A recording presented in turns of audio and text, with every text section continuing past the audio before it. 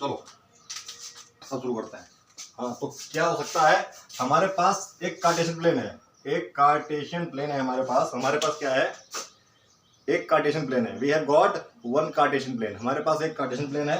देखते हैं, हमारे पास एक कार्टेशियन प्लेन है, ठीक है, कार्टेशियन प्लेन है, और हमको पता है कोई भी लाइन होती है वो किस फॉर्म की होती है। If we talk about any line, हमारे पास लाइन होती है ax plus b y plus c equal to 0। ये क्या है, एक लाइन है, ये एक लाइन की इक्वेशन है जिसमें a b और c ये क्या है, ये हमारे नंबर्स हैं। नंबर्स क्या है, नंबर्स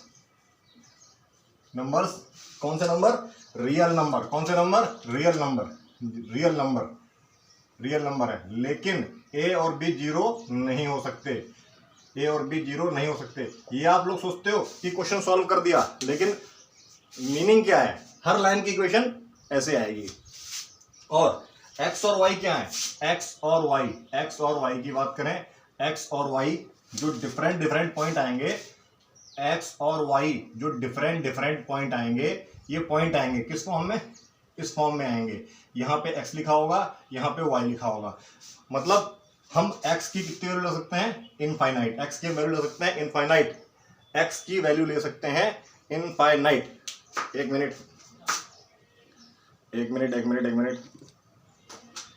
ओके, x की वैल्यू कितनी ले सकते हैं, इनफाइनाइट। हम मैसेज, आवाज आ रही है, यस सर। हाँ तो क्या हुआ कि हम इनफाइनाइट पॉइंट ले सकते हैं, तो इनफाइनाइट पॉइंट लेंगे। और ये हमें क्या दे रहा है, ये हमको दे रहा है पॉइंट, ये हमको पॉइंट दे रहा है, और पॉइंट को जो हमने जोड़ा तो हमें एक लाइन मिली। ये हम कहाँ सीखते आ रहे हैं, ये बचपन से सीखते आ रहे हैं, दो पॉइंट जोड़ा, ये हमें पॉइंट दे रहे हैं, ये हमें क्या दे रहे हैं, पॉइंट दे रहे हैं। और जब उन पॉइंट को, दो पॉइंट को जोड़ेंगे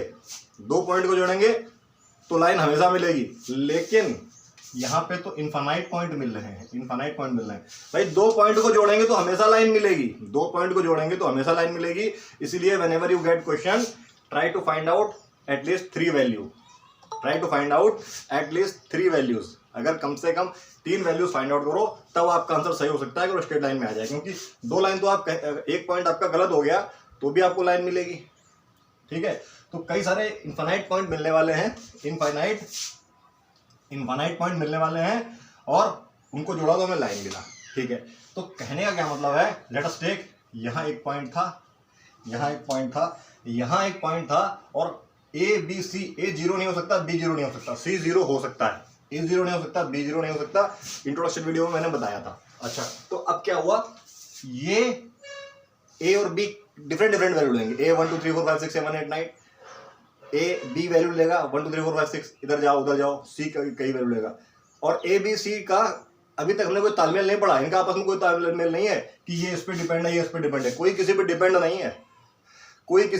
नहीं है, कि हाँ ये ऐसा है तो ये ऐसा होगा, ये ऐसा है तो ये ऐसा होगा, कोई कैसा हो सकता है, ठीक है। तभी क्या होगा, इस पॉइंट से कई लाइन पास होंगी, एक लाइन ऐसे पास हो रही होगी, क्यों, एक लाइन ऐसे पास हो रही होगी, लेकिन हुआ क्या, इस पॉइंट से एक ऐसी लाइन पास हो गई,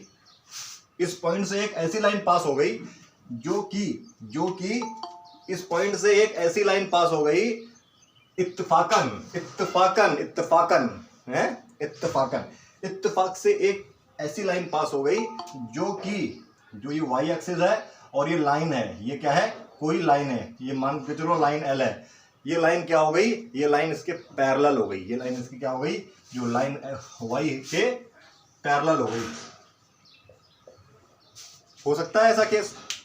सिमिलरली इत्तेफाकन एक ऐसी लाइन पास हो गई, जो लाइन मान लेते हैं एम, ये लाइन पास होती चली आ रही है, इसको मान लिया हमने एम, और ये हमारी एक्स एक्सिस है, तो क्या हुआ, ये हमारी क्या जो लाइन आई है एल क्या थी, ये पैरेलल थी वाई एक्सिस के, और जो लाइन हमारी एम आई है, वो थी पैरेलल एक्स और एक्स एक्सिस के। मतलब ये केस हो सकता है, और ये स्पेशल केस है, ये एक स्पेशल केस है, ठीक है। अच्छा, अब देखो देखो क्या समझाना चाह रहा हूं मैं, क्या समझाना चाह रहा हूं। अगर कोई लाइन इधर देखो, इधर कहाँ बनाते हैं हम लोग, इधर बनाते हैं। अगर अगर अगर अगर मैं यहाँ पे पॉइंट ए लेता हूं, ए पॉइंट लेता हूं, तो इसका कोऑर्डिनेट कुछ होगा, इसका कोऑर्डिनेट यहाँ पे x लिखा होगा, यहाँ पे y लिखा होगा। इस पॉइंट यहां से हम कौन सा कोऑर्डिनेट कंफर्म कर सकते हैं, which point we can confirm, बताओ कौन बताएगा। तो क्या हुआ, अगर इस तरीके से केस बन रहा है, तो ये कंफर्म कर सकते हैं इसका क्या है, एक्स एक्सिस हमेशा जीरो होगा, एक्स कोऑर्डिनेट हमेशा जीरो होगा। अच्छा, ऐसे ही अगर कोई y एक्सिस पे पॉइंट पड़ता है, उसका क्या, कौन सा कोऑर्डिनेट, अगर y एक्सिस पे कोई पॉइंट पड़ रहा है तो उसका कौन सा कोऑर्डिनेट, जीरो होगा। अगर सॉरी y एक्सिस गलत बता दिया मैंने, अगर इस पे कोई कोऑर्डिनेट पड़ रहा है, तो इस पे y जीरो होगा।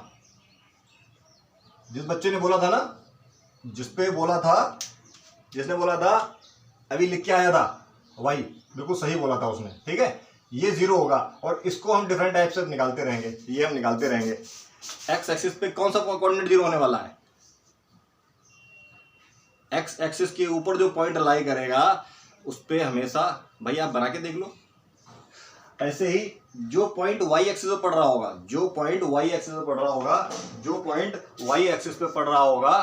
उसका कोऑर्डिनेट भी कुछ ऐसे रहा होगा। तो क्या बोल सकते हैं, इस पे हमेशा x जीरो होगा,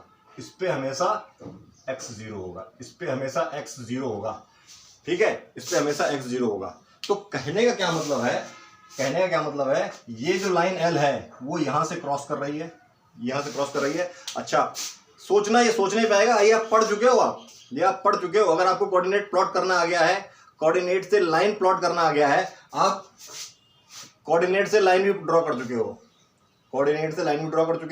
और लाइन को कोऑर्डिनेट पे भी ड्रॉ कर चुके हो, दोनों काम कर चुके हो। तो अगर आपने समझा हुआ है तो आपको समझ में आ रहा होगा कोऑर्डिनेट में जीरो क्यों बोल रहा हूं, ठीक है, मैं क्यों बोल रहा हूं। तो ये लाइन जो पैरेलल लाइन पास हो रही है, इसका कोऑर्डिनेट कैसा होगा, ये इसका कोऑर्डिनेट ऐसा ही रहा होगा, इसका कोऑर्डिनेट ऐसा ही रहा होगा। तो इस कोऑर्डिनेट पे क्या होने वाला है, y तो जीरो होगा, मतलब ये कोऑर्डिनेट कैसा होगा, y जीरो, x की वैल्यू हम निकाल लेंगे। ये आपको समझो थोड़ा, देख कैसे, देखो अगर मेरे पास ये पॉइंट मुझे कब मिलेगा, लेट अस टेक एग्जांपल, ये मेरे पास एग्जांपल लेते हैं, ये मेरे पास एक पॉइंट है, क्या पॉइंट है, एक पॉइंट है मेरे पास, क्या पॉइंट है मेरे पास, 30 पॉइंट है मेरे पास, एक 30 पॉइंट है, और 3 पॉइंट यहां पे लाई कर रहा है, 3.1 2 3 यहां पे लाई कर रहा है। तो मैंने क्या बताया है, x एक्सिस पे परपेंडिकुलर खींचना है, और y एक्सिस पे परपेंडिकुलर खींचना है। तो जब x एक्सिस पे परपेंडिकुलर खींचेंगे तो यही खींचेगी, और y एक्सिस पे परपेंडिकुलर खींचेंगे तो यही खींचेगी। देखो यही पॉइंट मिल रहा है। जब x कोऑर्डिनेट की कोई वैल्यू होगी और y जीरो कहां पे होगा, x एक्सिस पे। अच्छा, अब अगर मैं ये पैरेलल लाइन के ऊपर बढ़ता हूं, तो इस लाइन पे क्या रहेगा, क्योंकि ये लाइन जा रही है, देखो मैंने बोला परपेंडिकुलर, ये लाइन परपेंडिकुलर खींचिए, परपेंडिकुलर पे x, इस लाइन पे आप चाहे इधर जाओ, x हमेशा 3 ही रहने वाला है, ये आप सीख चुके हो भाई। परपेंडिकुलर लाइन पे उस एक्सिस का वही कोऑर्डिनेट रहता है, परपेंडिकुलर लाइन पे, तो इस एक्सिस पे x हमेशा 3 रहने वाली है। तो मतलब इस एक्सिस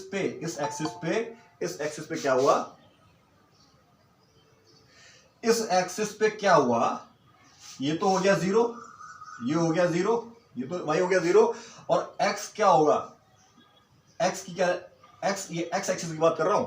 अब ये जैसे जैसे पॉइंट ऊपर मूव करेगा, ये पॉइंट जैसे जैसे ऊपर मूव करेगा, जैसे ये वहां पे 1 पॉइंट है तो यहाँ पे x तो हमारा x ही रहेगा लेकिन y 1 हो जाएगा। अब ये पॉइंट मान के चलो y पे 2 है तो ये वाला पॉइंट हमारा क्या हो जाएगा, x की वैल्यू जो भी होगी x ही रहेगी, ये 2 हो जाएगा। सिमिलरली अगर ये कोई पॉइंट हमारे पास 3 है तो ये पॉइंट x ही रहेगा और ये पॉइंट 3 हो जाएगा। मतलब इस परपेंडिकुलर लाइन पे मैं क्या बता रहा हूँ, x में भी आता हूँ, घबराने की बात नहीं है। जो ये x है, इस पॉइंट पे जो x है, ये x है, ये पॉइंट पे जो x है, ये x हमेशा कांस्टेंट रहेगा, ये x हमेशा कांस्टेंट रहेगा, ठीक है, क्योंकि और इस x यहाँ पे y 0 होगा, यहाँ पे y 0 होगा। और ऐसे ही किसी परपेंडिकुलर लाइन पे, क्योंकि वो परपेंडिकुलर लाइन खींचते हैं, इसीलिए तो खींचते हैं कि वो पॉइंट हमको उस लाइन पे दिखाना है, वो पॉइंट हमको उस लाइन पे दिखाना है। एक परपेंडिकुलर x एक्सिस से खींचते हैं, एक परपेंडिकुलर y एक्सिस से खींचते हैं, और x y की जो परपेंडिकुलर्स होती हैं जहां इंटरसेक्ट करती हैं उसी को हम बोल देते हैं कि ये हमारा है इंटरसेक्शन ऑफ पॉइंट, परपेंडिकुलर है, वो पर्टिकुलर पॉइंट है, वो पर्टिकुलर पॉइंट है। इसका मतलब क्या हुआ, परपेंडिकुलर हमने जहां पे खींची x पे, परपेंडिकुलर जहां पे x पे खींची उस पॉइंट पे x की वैल्यू वही रहेगी ना, तो x क्या रहेगा, इस पे x कोऑर्डिनेट कांस्टेंट रहेगा, x इज कांस्टेंट रहेगा। और इसी का हमने फायदा उठाया, इसी कांस्टेंट का फायदा उठाया। क्यों, अगर x की वैल्यू, इसी कांस्टेंट का फायदा उठाया।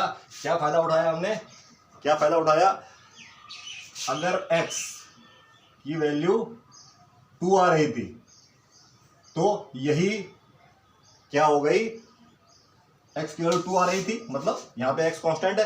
तो पॉइंट हमें कैसे मिल रहे होंगे, पॉइंट कैसे मिल रहे होंगे भाई, ये 1 है और ये मान लिया 2 है, ये मान लिया 3 है, तो मान लिया x2 है, तो यहाँ पॉइंट कैसे आ रहे होंगे, यहाँ पॉइंट आ रहे होंगे, एक पॉइंट आया हमारे पास 2 0 जो कि x एक्सिस पे लाई किया, एक पॉइंट आया 1, एक पॉइंट आया ये कुछ पॉइंट आ रहे होंगे हमारे पास इस तरीके से जो मैंने पॉइंट किए हैं। देखो x तो सेम ही रहेगा ना, सारे पॉइंट ऐसे आ रहे होंगे। अच्छा, एक पॉइंट ऐसे आ रहा होगा, अगर नेगेटिव डायरेक्शन में जाएंगे तो ऐसे आ रहा होगा, लेकिन x हमेशा सेम रहेगा। इस लाइन पे जो कोऑर्डिनेट आ रहे होंगे इसी तरीके से आ रहे होंगे। तो क्योंकि x कांस्टेंट है तो हमने इसका फायदा उठाया, क्योंकि y तो वैल्यू हम रखते रहेंगे, y की वैल्यू रखते रहेंगे, हमें पता चल गया x कांस्टेंट है तो हमने लिख दिया x equal to 2 is equation of line parallel to y axis, ठीक है, एट x इक्वल टू 2। क्योंकि x कांस्टेंट है, किसी पैरेलल लाइन पे आप देखो बेटा, आप पूरा चैप्टर पढ़ चुके हैं, एप्लीकेशन आएगा। हम जब कोऑर्डिनेट ड्रॉ कर रहे थे और इसका बेटा सॉल्यूशन तो बड़ा इजी है, सॉल्यूशन तो बता दिया, हो गया, लो ऐसे लाइन खींचो, क्या वही, लेकिन पैरेलल x को इक्वल टू 2 क्यों आया है, क्योंकि किसी एक्सिस पे जब हम परपेंडिकुलर लाइन खींचते हैं, तो क्या होता है, वो जिस लाइन के एक्सिस के परपेंडिकुलर है वो वैल्यू कांस्टेंट रहती है। और सिमिलरली अगर ये वैल्यू यहाँ पे आ रही है और ये पॉइंट कुछ है y का,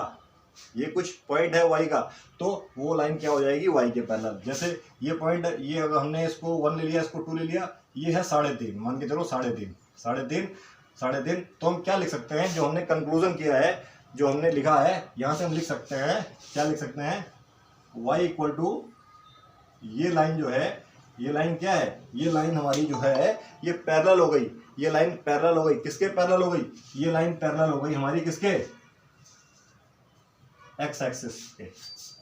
तो जो x इक्वल टू 2 की तरह की लाइन आएगी वो y एक्सिस के पैरेलल आएगी, y एक्सिस के पैरेलल आएगी, और जो y इक्वल टू समथिंग आएगी वो क्या होगी, वो लाइन पैरेलल आएगी x एक्सिस के। तो हम यहाँ पे कंक्लूड कर देते हैं। देखो, अगर नहीं समझ में आया दोबारा पूछना, ठीक है? घबराने की बात नहीं है। हाँ, घबराने की बात नहीं है। एक मिनट, पहले क्या लिखा हमने अब लिख दिया यहाँ पे कंक्लूजन लिख दिया हमने। क्या लिखा? कंक्लूजन। देखो क्या लिखा है हमने, कंक्लूजन। अभी मुझे एक्सरसाइज भी खत्म करनी है, इसके बाद कंक्लूजन क्या हुआ, अगर मेरे पास कोई लाइन ऐसे आ रही है x इक्वल टू ए क्या है, ए इज रियल नंबर, ए कोई रियल नंबर है। अच्छा, ये वाला ए नहीं है, इसको मैं कुछ भी ले सकता हूँ भाई, वेरिएबल हर जगह बदलते रहते हैं। x इक्वल टू के लिख लेता हूँ। अच्छा, वरना बोलोगे ये कहाँ से आ गया, ये है x इक्वल टू के ले लिया मैंने कोई, और k क्या है, k इज रियल नंबर। एक लाइन अगर ऐसे आ रही है तो जो ये लाइन पर्टिकुलर लाइन है, ये लाइन क्या होगी, इज पैरेलल टू किसके, y एक्सिस, ठीक है? सिमिलरली अगर y इक्वल टू कोई लाइन p है, p क्या है, p इज रियल नंबर, कभी कभार हम रियल नंबर को रियल लिख देते हैं। क्या लिख देते हैं? देखो यहाँ लिखा है real number, p is real, मतलब रियल नंबर है, ठीक है? तो क्या होगा, इज लाइन या equation of line parallel to x axis. तो देखो, समझने की कोशिश करो, वीडियो दोबारा देखना। जब ये वीडियो अपलोड कर दूंगा, इस वीडियो को दोबारा देखना, तब समझ में नहीं आता है तब पूछना मैं क्या बोल रहा हूं। हर चीज, कठिन चीज एक बार में समझ में नहीं आती है, बेटा। अगर हमको जो बच्चा कठिन पढ़ेगा वही तो आगे बढ़ेगा। याद करना सोल्यूशन नहीं है इसका। तो इस पॉइंट, जो ये लाइन है, ये लाइन पैरेलल हो जाएगी किसके, ये लाइन पैरेलल हो जाएगी y एक्सिस के, और जबकि यही लाइन, सेम लाइन परपेंडिकुलर किसके है, परपेंडिकुलर टू x एक्सिस, और ये लाइन जो है and perpendicular to y axis. जो लाइन परपेंडिकुलर है x एक्सिस के, वो y के पैरेलल होगी, और जो y के परपेंडिकुलर है वो x के पैरेलल होगी। अब मैंने डिटेल बता दिया है, अब मैं एक्सरसाइज शुरू कर रहा हूँ। एक्सरसाइज 4.4, पहला क्वेश्चन, एक्सरसाइज 4.4। हाँ, अगर कुछ समझ में ना आ रहा है तो पूछो। एक्सरसाइज 4.4। तो पहला क्वेश्चन क्या है हमारा, देखो मैंने आपको बता दिया है 4.4 एक्सरसाइज है। हमको पता है एक इक्वेशन होती है 1 वेरिएबल की, एक इक्वेशन होती है 2 वेरिएबल की, एक होती है 1 वेरिएबल की, एक होती है 2 वेरिएबल की। तो 1 वेरिएबल की इक्वेशन क्या देती है, हमको पॉइंट देती है, पॉइंट, और ये इसका क्या देती है, ये हमको लाइन देती है। लाइन क्यों देती है, कई बार बता दिया, क्योंकि ये हमको पॉइंट्स देती है। पॉइंट्स क्या देती है, पॉइंट्स। कितने, इनफाइनाइट पॉइंट, इनफाइनाइट पॉइंट देती है इन स्ट्रेट पाथ, ये अंतर है? अच्छा, दूसरा पॉइंट, ये हम क्या कर सकते हैं, नंबर लाइन पे ड्रॉ कर सकते हैं 1 वेरिएबल की इक्वेशन को। लेकिन इसको ड्रॉ करने के लिए हमको क्या लगता है, कार्टेशियन प्लेन लगता है हमको। आई होप कार्टेशियन प्लेन जो बच्चे देख रहे हैं उनके लिए नया टर्म नहीं है, कार्टेशियन प्लेन उनके लिए नया टर्म नहीं है। अच्छा, अब पहला क्वेश्चन आपने पढ़ लिया क्या होगा कि अगर कोई इक्वेशन है मेरे पास इस तरीके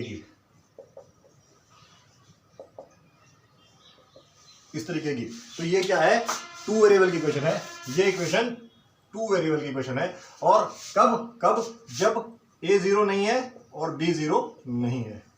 जब a 0 नहीं है और b 0 नहीं है, तब ये क्या है, ये 2 वेरिएबल की इक्वेशन है। लेकिन अगर a 0 हो गया तो, या b 0 हो गया तो, ये 2 केस बने। जब a 0 हो गया तब ये इक्वेशन बनी मेरे पास by प्लस c। अच्छा, और जब b 0 हो गया तब ये इक्वेशन बनी मेरे पास ax प्लस c। ये दो इक्वेशन बनी। क्या पहली इक्वेशन मेरी वन वेरिएबल की इक्वेशन नहीं है? अगर पहली इक्वेशन की बात करूं, ये वन वेरिएबल की इक्वेशन नहीं है क्या?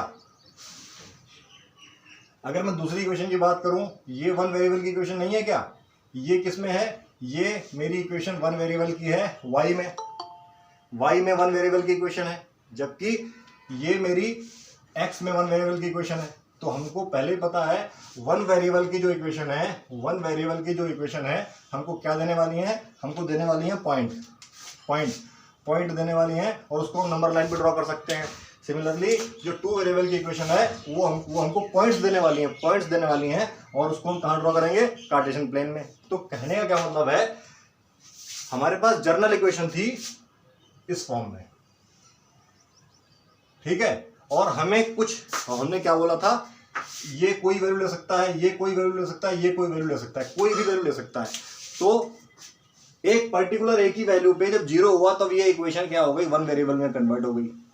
सिमिलरली जब b जीरो हुआ तो वो दूसरी भी वन वेरिएबल में कन्वर्ट हो गई। तो अब हमको यही सीखना है कि अगर कोई इक्वेशन दे रखी है तो हम उसको वन वेरिएबल में कैसे लिखें और टू वेरिएबल में कैसे लिखें। कोई इक्वेशन हमको दे रखी है तो उसको वन वेरिएबल में कैसे लिखें और टू वेरिएबल में कैसे लिखें। तो जो पहला क्वेश्चन है हमारा, पहला क्वेश्चन क्या है? y इक्वल टू 3 दे रखा है हमको, एक इक्वेशन y इक्वल टू 3 दे रखा है।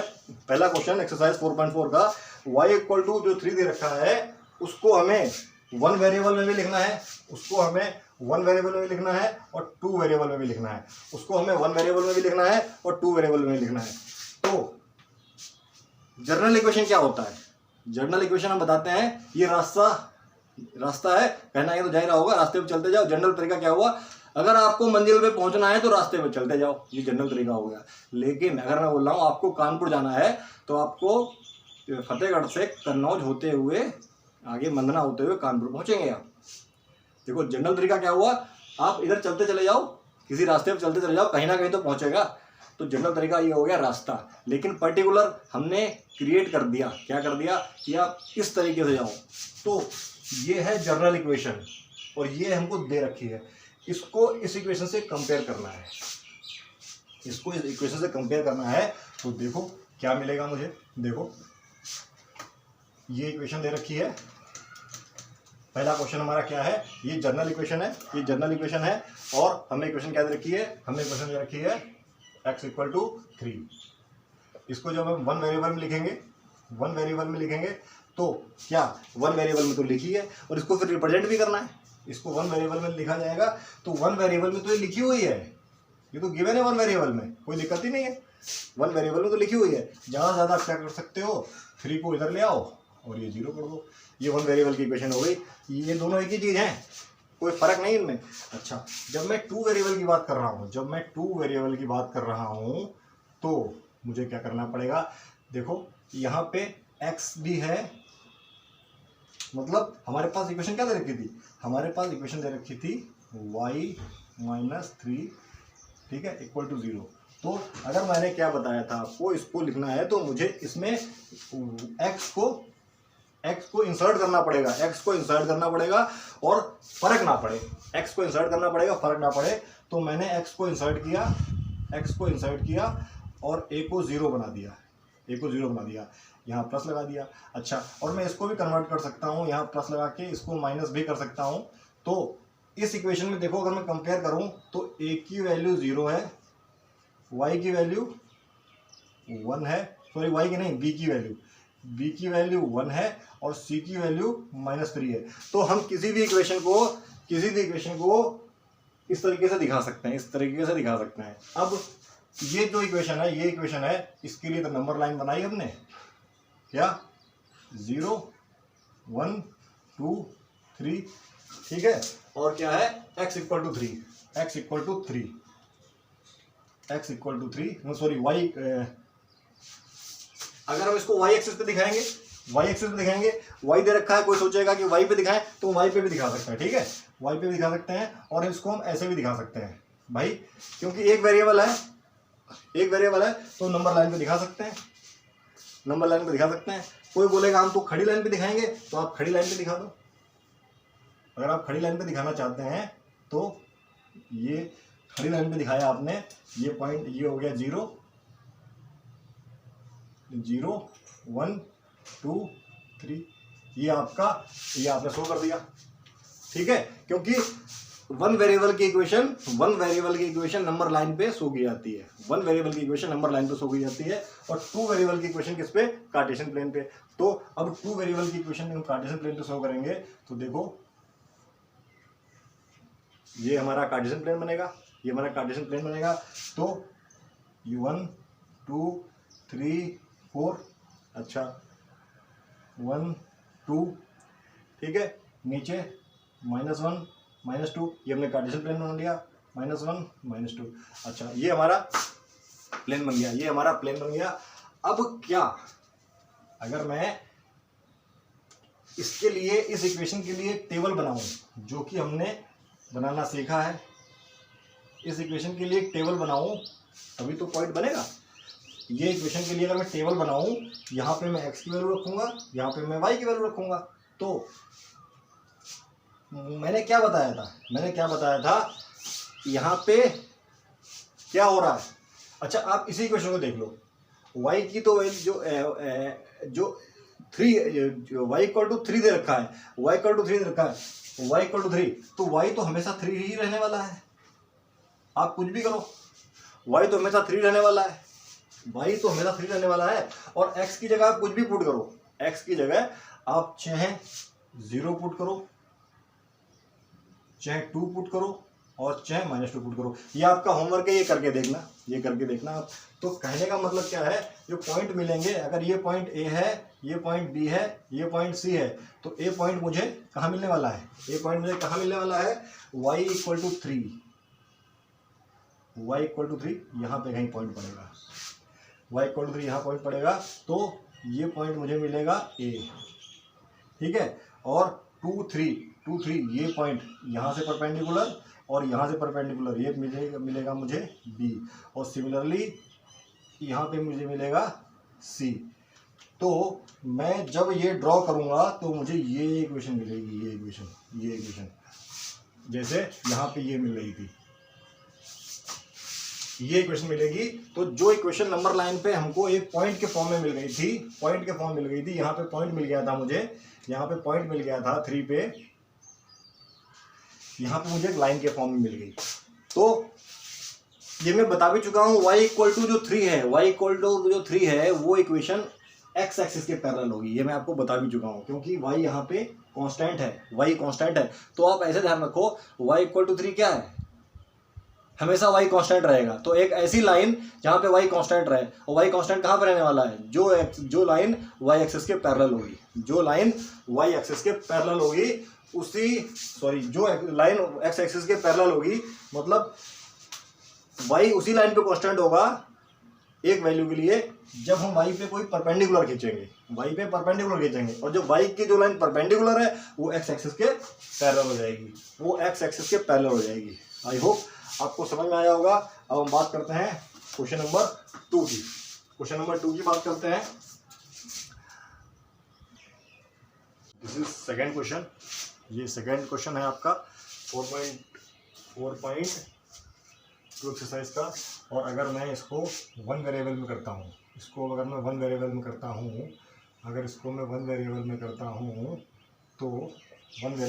हूँ इसको, तो देखो क्या होने वाला है, 0, और क्या हो जाएगा, x इक्वल टू,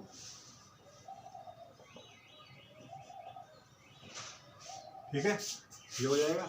अगर मैं इसको नंबर लाइन पे ड्रॉ करूँ, ये 0 1 2, लेकिन मुझे माइनस में ड्रॉ करना है, तो मैं पॉइंट ऐसे लेता हूँ, -1 -2 -3 -4 और -5, ये मैंने नंबर लाइन बना ली, मुझे माइनस में ड्रॉ करना है, ये मैं नंबर लाइन बना ली। तो जो नंबर मुझे कहाँ मिलेगा, मुझे नंबर मिलेगा -4.5, तो ये नंबर मुझे मिल गया -4.5, ठीक है।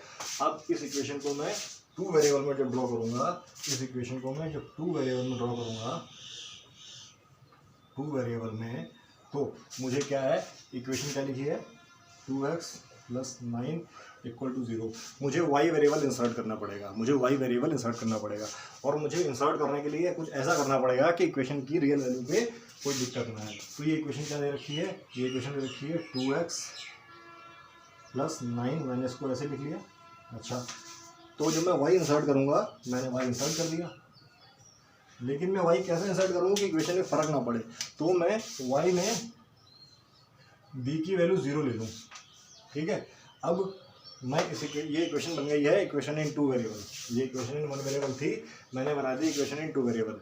अब मैं इसको प्लॉट कर सकता हूँ। प्लॉट करने के लिए मुझे टेबल की ज़रूरत पड़ेगी, अगर मैं टेबल से कर सकता हूँ। अदरवाइज मुझे पता है, क्या पता है मुझे पता है कि ये इक्वेशन कौन सी इक्वेशन, ये इक्वेशन क्या दे रखी है, ये इक्वेशन दे रखी है मुझे, ये इक्वेशन मुझे दे रखी है, ये इक्वेशन ये दे रखी है। और क्या मैंने पढ़ा है, x इक्वल टू अगर k है, ये लाइन की इक्वेशन क्या है, ये पैरेलल टू और परपेंडिकुलर टू, मुझे पता है। क्या ये मुझे पता है, ऐसी लाइन परपेंडिकुलर और पैरेलल किसके, हाँ इसके, x इक्वल टू k जो है किसके परपेंडिकुलर होगी, ये मैंने इंट्रोडक्शन में बताया था, बता रखा है इसी वीडियो की शुरुआत में। अगर x इक्वल टू k है तो वो इक्वेशन एक एक्सिस के परपेंडिकुलर होगी, एक्सिस कौन सी एक्सिस, हाँ क्या भरा जाएगा यहाँ पे। अच्छा, तो ये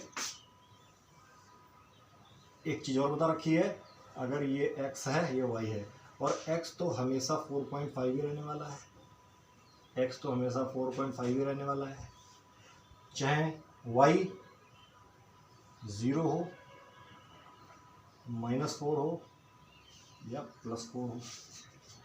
भाई ये तो दे रखा है, क्वेश्चन में दे रखा है x की वैल्यू ये है, y हम खुद दे रखे। हमने ऐसा क्यों किया, ताकि हमको ये कोऑर्डिनेट फॉर्म में मिल जाए, हमको कोऑर्डिनेट फॉर्म में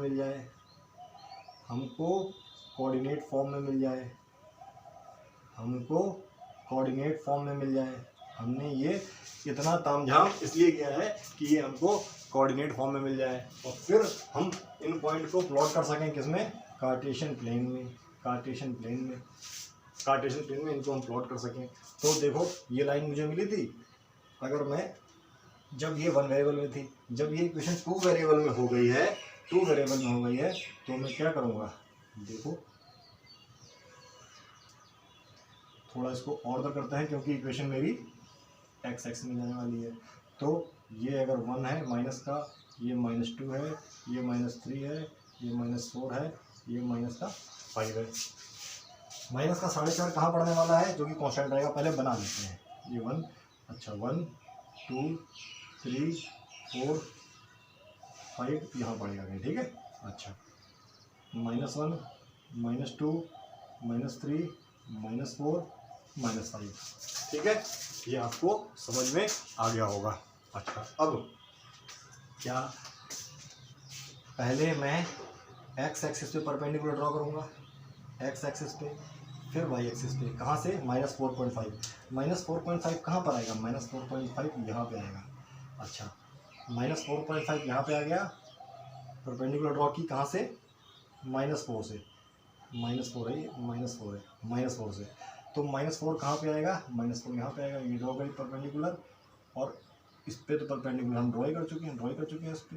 तो ये पॉइंट मुझे मिला A, फिर ये ऑटोमेटिक ही मिल रहा है भाई, यहाँ से परपेंडिकुलर, यहाँ से y एक्सिस पे, यहाँ से x एक्सिस पे, y एक्सिस पे परपेंडिकुलर ड्रॉ की, तो मुझे ये पॉइंट मिला B, और सिमिलरली ये पॉइंट, इसके सामने पॉइंट मुझे मिलेगा C।